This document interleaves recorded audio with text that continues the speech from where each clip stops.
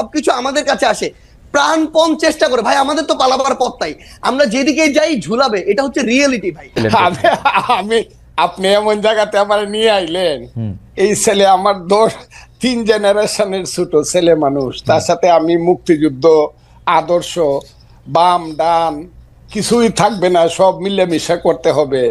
শুধু এদেরকে নেতা ওরা বুঝবে কয়েকদিন পরে। ওই যে এরা যেমন 6 মাস পরে বুঝছে যে একটা মুক্তিযুদ্ধ ছিল, তাদের নেতা মাহফুজ আলম বলছে 6 মাস লাগবে না, এরা 1 মাস পরেই বুঝবে আরো কি কয় এরা। আমি এই কথাটা বলে দিলাম, বাবারা তোমরা ভালো থাকো। এর আগে কোনো মহান নেতার সাথে আমি বসি না, আমি আগে জানলে মহিউদ্দিন সাহেবরে আমি অন্য কিছু বলতাম। শুনো তুমি কথাটা, ফাউন্ডেশন কি বুঝায়? একটা বিল্ডিং এর ফাউন্ডেশন, বাংলাদেশের ফাউন্ডেশন কি? বাংলাদেশ নামটা কিভাবে হলো, কিসের মধ্য দিয়ে বাংলাদেশ? এটা তো নামটা ছিল পূর্ব পাকিস্তান, এটা বাংলাদেশ হলো কেমনে? তুমি 47-কে বলতেছো আজাদির যুদ্ধ, আজাদির যুদ্ধ তো 52 সনে শেষ হয়ে গেছে। 52 সনে আইসেই তো স্লোগান হয়ে গেল আমার মায়ের ভাষা কেড়ে নেওয়া যাবে না, যখন পাকিস্তানিরা পাঞ্জাবিরা আমাদের ভাষা কায়রে নিতে চাইলো। মাত্র 5 বছরের মাথায় তো সব শেষ হয়ে গেল। এরপরে 52 থেকে যে তোমার সাথে কি বলবো, 69, 71, তোমার বাবার জন্ম কত সনে আমি জানি না, আরো পরে হবে, আমার চেয়ে ছোট হবে তোমার বাবা। তুমি একটা কথা মনে রাখবার চেষ্টা করো, ইতিহাস বাদ দিয়া বাংলাদেশের এই যে 62, 64, 66, 69, 71 বাদ দেয়া শুধু তোমরা এসে একটা আন্দোলনে জয়লাভ করে ফেলছো এবং আন্দোলনের মাথায় তোমরা দাঁড়াইছো। এই ফসলটা কিন্তু বপন করছে জমির মধ্যে বিএনপি সহ বিরোধী দল, বীজ ফালাইছে বিরোধী দল, চারা লাগাইছে বিরোধী দল, হালিবাজ দিছে বিরোধী দল, ধান হলুদ করছে পানি দিছে বিরোধী দল। তোমরা এসে 1 মাসে কাইটা দিছো, 1 মাসে কাইটা দিয়ে তোমরা মনে ছোট প্রশ্ন করতে চাই, আপনি যাদেরকে বলতেছেন ওরা আইসা কাইটা দিছে, ওরা না আসলে আপনারা কি কাটতে পারতেন? একদম একদম, হয়তো আরো 15 দিন পরে হইতো, আরো 1 মাস পরে হইতো, কিন্তু হতো না। কে বলছে? আমার সন্তানের মতো আমি যখন ছাত্রলীগের প্রেসিডেন্ট 80 সনে, ওই সময় বুধ ও জন্মগ্রহণ করে নাই, আমি 80 সনে ছাত্রলীগের প্রেসিডেন্ট, 83 পর্যন্ত এরশাদ বিরুদ্ধে আন্দোলনের আমি প্রধান নেতা। যেদিন জয়নাল জাফর মুজাম্মেল কাঞ্চন দীপালি শাহ, আমি প্রধান নেতা, আমি একা বক্তৃতা করছি। এগুলো তো এদেরকে বলে লাভ নাই তো, এইসব কথা। তুফাইল আহমদরা কারা, শাহ মুয়াজ্জেমরা কারা, নূরে আলম সিদ্দিকে মুক্তিযুদ্ধ কারা করছে? এরা কি আন্দোলন সংগ্রাম করে এরা কি আন্দোলন করেই কইছে আমাকে মন্ত্রিসভায় নেও আর আমার কথায় রাষ্ট্র চলবো?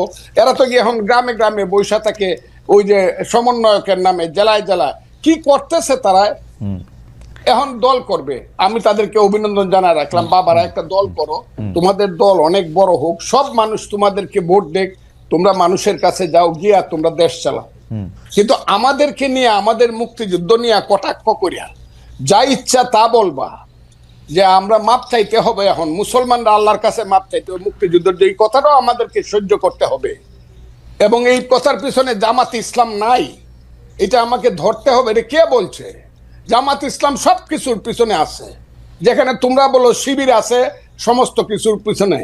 তবে একটা কথা তোমাদেরকে বলি, এই দিন কিন্তু দিন না, this is not the last. এই মুভমেন্টে লাস্ট মুভমেন্ট না, কিন্তু এই গেমটা কিন্তু ফাইনাল গেম। তোমরা যেটা বলতেছো may not be final game in the history, এটা সেমিফাইনাল, ফার্স্ট রাউন্ডও হইতে পারে না। কিন্তু আপনি কি ওদেরকে বেনিফিট অফ ডাউট দিবেন? ওরা তো প্রত্যাহার করলো, এবং কেউ তো আজকেও হান্নান মাসুদ ওই লেখার কথা আপনি বলতেছে, আজকেও হান্নান মাসুদ বলতেছে যে ও শাস্তি দাবি করে, যে লেখক এই লেখা লিখছে, ও দাবি করে যে এডিটর এটা দেখা দেখে নাই সেটা। এটা তো ওর অবস্থান, অনেকের অবস্থা। কার কাছে দাবি করে? জামাতের কাছে। শাস্তি কি জামাতের মতো একটা মেথডিক্যাল দল, একটা ক্যাডার ভিত্তিক দল তো 1 সেকেন্ড লাগে শাস্তি নিতে, জামাতের নিচে কতদিন হয়েছে? আপনি তো নিচে নেই তো, বরং জামাত শিবিরের সেক্রেটারি যে, আমি আপনাকে কি বলবো, সভাপতি যে যেভাবে আমি হেলালের সাথে তর্ক করছে, আজিজুল বাড়ি হেলালের সাথে, মুক্তিযুদ্ধ যে সঠিক ছিল না, এটা কি ছিল, এইসব কুকথা আকথা বা ওই যে কুযুক্তি, আমি তো এই ছেলেদের সাথে আলাপ করতে না না, রাজি না আপনি তো। ছেলেদের সাথে আলাপ করেন না, আপনার কথা বাংলাদেশের সবাই শুনতেছে, এই মুহূর্তে 13,000 জনের বেশি এতে লাইভ দেখতেছে। আপনি আমাকে একটা কথা বলেন, আপনি বাংলাদেশের একজন, মানে আমি কি বলবো, সবচেয়ে সাহসী মুক্তিযোদ্ধাদের একজন কমান্ডার। আমাদের যে 54 বছর পরে আইসা মুক্তিযুদ্ধের গুরুত্ব ওদেরকে বুঝাইতে হইতেছে, আপনি যাদেরকে 2 প্রজন্মের পরে 3 প্রজন্মের পরে, আমারও 2 প্রজন্মের পরের যাদেরকে এটা বুঝাইতে হইতেছে, এর জন্য কি আমরা দায়ী না? আমরা মুক্তিযুদ্ধটাকে কোন জায়গায় নিয়ে গেছিলাম? আমরা সব জায়গায় 100% দায়ী। 54 বছরের মুক্তিযুদ্ধকে সবাই আপনি আমার ওই বক্তব্য শুনবেন। জি। আমি আমার সন্তানকে বলবো, ওই যে আমি বলছি যে প্রথম দিন থেকেই মুক্তিযুদ্ধের ট্রেনটা ভুল লাইনে উঠছিল। শুনছেন আপনি আমার এই বক্তব্যটা? এটা আমি কারে বলছি কিন্তু ফজলু ভাই, আমার একটা আফসোস কি জানেন, এটা বললো। যেই কথা আপনি ধরেন 1972, 73, 74 সালে আপনি বলতেছেন, 30 বছর 35 বছরের একটা দুর্দণ্ড প্রতাপশালী যুবক, সেই কথাই যখন আবার ওরা বলে, ওর কাছাকাছি কথা বললে আপনি এটা সহ্য করতে পারতেছেন না, এটার কারণটা কি আসলে? না, ওরা তো মুক্তিযুদ্ধটাকে মাকে অস্বীকার করে। মাকে যে অস্বীকার করে সে সন্তান না। আমি তো মাকে অস্বীকার করি না। আমি বলি আমার মাকে ভুল পথে নেওয়া হয়েছে, আমি বলি সেইটা। আমি তো মাকে অস্বীকার করি না, তো মা অস্বীকার করে। তাই নাকি? আমি মুক্তিযুদ্ধ তো অস্বীকার করি না, আমি বলি মুক্তিযুদ্ধের ট্রেনটাকে ভুল পথে চালানো। আমি বলি তো সেইটা। শুধু ট্রেন ভুল পথে চালানো ভুল না, লাইনে মানে তোলা মুক্তিযুদ্ধের হয়েছে। নাম কইরা মানে শোষণ, জনতোষণ, না, দুর্নীতি। মুক্তিযুদ্ধের নাম করে লাভ হয়েছে। ওই যে ছেলে এখন কথা বলতেছে, হ্যাঁ, ইউনিভার্সিটিতে পড়ে বা অনেক সুন্দর সুন্দর কথা বলে, এরা কথা বলে মুক্তিযুদ্ধ না হইলে ভুল ত্রুটি যত কিছু 54 বছর বলেন, বাঙালির সন্তান কিন্তু জেনারেল হইতো না, জেনারেল ওয়াকারুজ্জামান হইতো না, বাঙালির সন্তান কিন্তু সিনিয়র সচিব হইতো না, বাঙালির এই দেশে আদমজি, ইস্পাহানি, দাউদ, বাউনির সাইকেলের গাড়ি দেখতাম, তার নাতিদের গাড়ি। আমাদের সেই ছেলে যে এখন ওদের যে নেতা হাসনাত আব্দুল্লাহ, আমি তাকে ধন্যবাদ দিব। সে বলছে আমি 4 কোটি টাকা দামের গাড়ি দৌড়াই। 4 কোটি টাকার গাড়ি বাঙালি ছেলেদের থাকতো না। আদমজির নাতি রোলস রয়েস গাড়ি আমাদের দেখতে হতো। মুক্তিযুদ্ধ হয়েছে বলেই বাঙালি বলতে পারে 36,000 কোটি টাকা চুরি করার মতো সুবিধা হয়েছে। না হইলে দাঁড়ায় দাঁড়ায় দেখতে হইতো পাঞ্জাবিরা কি করে দেশ লুট করে, আর আমাদের মেয়েদেরকে নিয়ে গিয়ে সুন্দর সুন্দর বাগনা বানায়। মুক্তিযুদ্ধ সবটা খারাপ এই কথাটা আমি বলবো না। আমার মনে হয় যে ভুল হয়েছে, কিন্তু মুক্তিযুদ্ধ সবটা খারাপ। মুক্তিযুদ্ধ হওয়ার ফলেই বাংলাদেশ নামে একটা দেশ হয়েছে, বাঙালি জাতির একটা রাষ্ট্র হয়েছে। বাস দ্যাটস অল। আমি আপনাকে শেষবারের মতো আসবো 1 মিনিটের একটা প্রশ্ন করার জন্য। সেই প্রশ্নটা হচ্ছে এরকম, যে আপনি বাংলাদেশের রাজনীতির, যেটা আমি প্রথমেই করেছিলাম, যে 54 বছরের মধ্যে কোন সময়টা বাংলাদেশ রাষ্ট্র হিসাবে মুক্তিযুদ্ধের আদর্শে পরিচালিত হয়েছে বলে আপনি মনে করেন? আমি বলি তো সেইটা।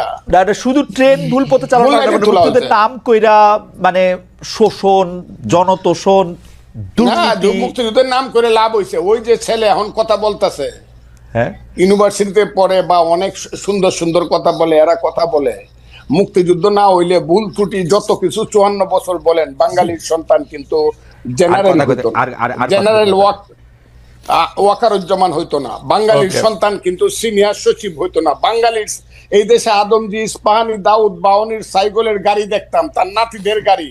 আমাদের সেই ছেলে যে এখন ওদের যে নেতা হাসনাত আব্দুল্লাহ, আমি তাকে ধন্যবাদ দিব। সে বলছে আমি 4 কোটি টাকা দামের গাড়ি দৌড়াই। 4 কোটি টাকার গাড়ি বাঙালি ছেলেদের থাকতো না। আদমজির নাতি রোলস রয়েস গাড়ি আমাদের দেখতে হতো। মুক্তিযুদ্ধ হয়েছে বলেই বাঙালি বলতে পারে 36,000 কোটি টাকা চুরি করার মতো সুবিধা হয়েছে। না হইলে দাঁড়ায় দাঁড়ায় দেখতে হইতো পাঞ্জাবিরা কি করে দেশ লুট করে, আর আমাদের মেয়েদেরকে নিয়ে গিয়ে সুন্দর সুন্দর বাগনা বানায়। মুক্তিযুদ্ধ সবটা খারাপ এই কথাটা আমি বলবো না। আমার মনে হয় যে ভুল হয়েছে, কিন্তু মুক্তিযুদ্ধ সবটা খারাপ। মুক্তিযুদ্ধ হওয়ার ফলেই বাংলাদেশ নামে একটা দেশ হয়েছে, বাঙালি জাতির একটা রাষ্ট্র হয়েছে। বাস দ্যাটস অল। আমি আপনাকে শেষবারের মতো আসবো 1 মিনিটের একটা প্রশ্ন করার জন্য। সেই প্রশ্নটা হচ্ছে এরকম, যে আপনি বাংলাদেশের রাজনীতির, যেটা আমি প্রথমেই করেছিলাম, যে 54 বছরের মধ্যে কোন সময়টা বাংলাদেশ রাষ্ট্র হিসাবে মুক্তিযুদ্ধের আদর্শে পরিচালিত হয়েছে বলে আপনি মনে করেন? সেই সময়টা হলো 10 এপ্রিল থেকে 16 ডিসেম্বর 1972 সন, মানে মোটামুটি ভাবে। হ্যাঁ, 10 এপ্রিল 1971 সাল থেকে, 10 এপ্রিল 1971 সাল থেকে 71 না, 10 এপ্রিল 1972 মুক্তিযুদ্ধের পরের কথা বলছি আমি, ওকে, থেকে 4 এবং আলটিমেটলি 16ই ডিসেম্বর পর্যন্ত মানে ওই পথে, মুক্তিযুদ্ধের পথে দেশটা চলছিল। কেন? Okay. তখন 309 ঘন্টা বিতর্ক করে বাংলার শ্রেষ্ঠ সন্তানেরা, আবারও বলছি বাংলার শ্রেষ্ঠ সন্তানেরা, আবারও বলছি বাংলার শ্রেষ্ঠ সন্তানের একটা সংবিধান করছিল, যেটা পৃথিবীর শ্রেষ্ঠ সংবিধানের একটা হিসাবে পরিগণিত হইতো, পরে এটা নষ্ট হয়েছে। এই সংবিধানটাকে আবার আমার মাসুদ বাবারা এইটা একদম ওইটা কি বলছে, কবর দিয়ে দিতে চায়। বিরোধিতা তো একটু এমনিই করি না, এই শ্রেষ্ঠ ওই সময়টা 16 এর পর থেকে যা হয়েছে, 16 ডিসেম্বরের পরে 7ই মার্চ আসছে, 73 ভোট হয়েছে, 39টা সিটে ওই সরকারের আমলেই 39টা সিটে ভোট সঠিক হয়। আমার মনে যায় এই ফজলু ভাইয়ের কথা শোনা খুবই, মানে কি বলবো, খুবই আকর্ষণীয়, খুব চমৎকার, শুনতে ইচ্ছা করে শুধু, কিন্তু সময় নাই, আমাদের শেষ করতে হতেছে। কিন্তু 72 সংবিধানটা আপনি সত্যি পৃথিবীর সর্বশ্রেষ্ঠ সংবিধানগুলির একটা মনে করেন? সর্বশ্রেষ্ঠ বলে নাই তো, সবচেয়ে ভালো সংবিধানগুলি, সবচেয়ে ভালো সংবিধানগুলি একটা না, শ্রেষ্ঠ সংবিধান এক। আচ্ছা, শ্রেষ্ঠ সংবিধানের একটা, ওই 70 অনুচ্ছেদ থাকা সত্ত্বে প্রধানমন্ত্রীর কাছে